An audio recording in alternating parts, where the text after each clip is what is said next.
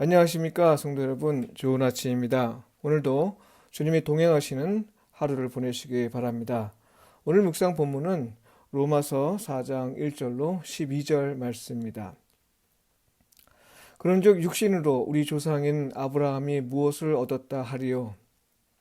만일 아브라함이 행위로서 의롭다 하심을 받았으면 자랑할 것이 있으려니와 하나님 앞에서는 없느니라.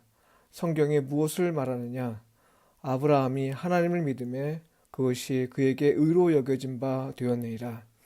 일하는 자에게는 그 삭시 은혜로 여겨지지 아니하고 보수로 여겨지거니와 일을 아니할지라도 경건하지 아니한 자를 의롭다 하시는 이를 믿는 자에게는 그의 믿음을 의로 여기시나니 일한 것이 없이 하나님께 의로 여기심을 받는 사람의 복에 대하여 다윗이 말한 바 불법이 사함을 받고 죄가 가리어짐을 받는 사람들은 복이 있고 주께서 그 죄를 인정하지 아니하실 사람은 복이 있도다 함과 같으니라.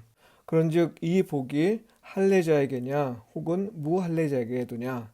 무릇 우리가 말하기를 아브라함에게는 그 믿음이 의로 여겨졌다 하노라. 그런즉 그것이 어떻게 여겨졌느냐? 할례시냐 무할례시냐? 할례시가 아니요 무할례시니라. 그가 할례의 표를 받은 것은 무할례시의 믿음으로 된 의를 인친 것이니 이는 무할례자로서 믿는 모든 자의 조상이 되어 그들도 의로 여기심을 얻게 하려 하심이라. 또한 할례자의 조상이 되었나니 곧 할례 받을 자에게뿐 아니라 우리 조상 아브라함이 무할례시에 가졌던 믿음의 자취를 따르는 자들에게도 그러하니라. 아멘. 그러면 도대체 아브라함은 누구의 조상인가? 이 제목으로 말씀을 묵상하도록 하겠습니다. 어제 묵상한 말씀에서 하나님의 의는 두 가지 의미로 이해할 수 있다고 했지요. 하나님의 신실함과 죄인을 구원하는 의입니다. 특히 예수 그리스도를 통한 심판을 말하면서 바울은 예수 그리스도를 믿는 자에게는 죄의 용서가 보장된 심판이 있을 것이라 선포했다는 말씀을 드렸습니다. 이것이 복음이고 이것이 은혜입니다. 그런데 이런 말을 들었던 유대인이라면 어떤 반응을 보였을까요? 아마 바울은 당시 유대인이 이런 질문을 제기할 것을 염두에 두고 로마서를 쓴 것 같습니다. 그러면 도대체 아브라함은 누구의 조상인가 하는 거죠. 또한 유대인이 하나님의 백성으로 선택받은 건 아브라함의 자녀이기 때문인데 아브라함의 자녀가 되기 위해선 율법 곧 할례를 받아야 하는 건 아닌가? 할례를 받지 않은 사람이 아브라함의 자녀가 된다는 건 어떻게 가능한 건가? 예, 그렇습니다. 아주 당연한 질문입니다.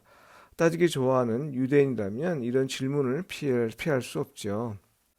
사도 바울은 이 질문을 염두에 두고 믿음으로 하나님의 의를 얻는다. 곧 오직 믿음으로 구원받는다는 사실을 4장에서 논증하고 있습니다. 논증의 핵심은 창세기 15장에 기록된 것을 바탕으로 아브라함이 의로 여김을 받은 까닭은 하나님이 장차 행하실 일을 말씀하실 때 그가 그것을 믿었기 때문이었음을 밝히는 것이었습니다. 바울은 특히 이때가 할례 받기 전이었다는 사실을 강조했는데요. 그러니까 하나님의 의를 인정받기 위해선 믿음이 중요한 거지 율법을 지키는 것이 아님을 말한 겁니다. 여기에 덧붙여 바울은 할례 받기 전에 아브라함의 믿음을 보신 하나님이 이것을 의로 여기신 까닭은 아브라함으로 이방인 그리스도인의 조상이 되게 하시려 했기 때문이다. 이렇게 말합니다. 성도 여러분, 이 말이 예수님을 그리스도로 믿는 오늘 우리에게는요 아무 문제 없이 들립니다만 당시의 관점에서 본다면 이건 일종의 궤변에 가깝습니다. 사실 이런 논리가 처음은 아니죠. 예수님은 심지어 아브라함이 자기 때를 보기를 원했고 또 보고 기뻐했다 이렇게 말씀하신 적이 있습니다. 요한복음 8장 56절에 기록되어 있죠. 이때 그것을 들은 유대인들은 황당함을 넘어 미쳤다고 생각했을 정도였습니다. 돌로 치려했죠. 시기적으로 한참 후인 예수님의 때를 아브라함이 보기를 사모하고 또 보았다니 이게 말이 되는 건가요? 마찬가지입니다. 바울이 아브라함의 믿음을 하나님의 의로 여기신 이를 두고 하나님이 이방인 그리스도인을 위해 그를 믿음의 조상으로 삼으시려는 계획이라 본 건 황당함을 넘어 정신 나간 소리로밖에는 들리지 않았을 겁니다. 성도 여러분, 이런 말은 정신 나간 소리가 아니라 사실 구원의 도를 말하는 것인데요. 이런 생각은 어떻게 가능했던 것일까요?